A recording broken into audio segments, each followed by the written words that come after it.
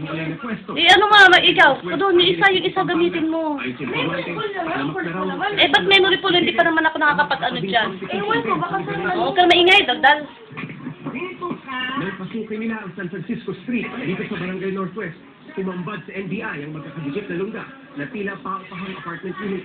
Dito raw nagaganap ang pagbibenta ng laman ng mga babaeng nag-ookupa ng mga silid. Nang ikutin ng GMA News on Frosty Village, nakita pa namin ang mga signage na VIP sa ibabaw ng pintuan ng kwarto.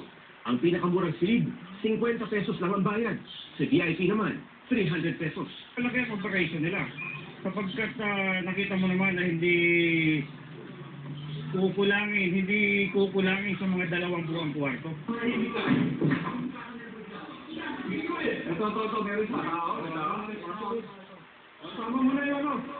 Gumagamit rin daw ng shabu sa loob ng mga kwarto sa Frosty Village.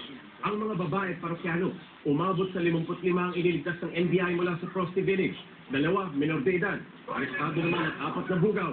Tukoy na ng NBI ang operators na nasabing Frosty Village at nakatakdang kasuhan ng mga ito sa paglabag sa Republic Act 9208 o Anti-Human Trafficking Law sa Department of Justice. Mula sa Angeles City, Pampanga, Jay Taruk, nakatutok 24 oras.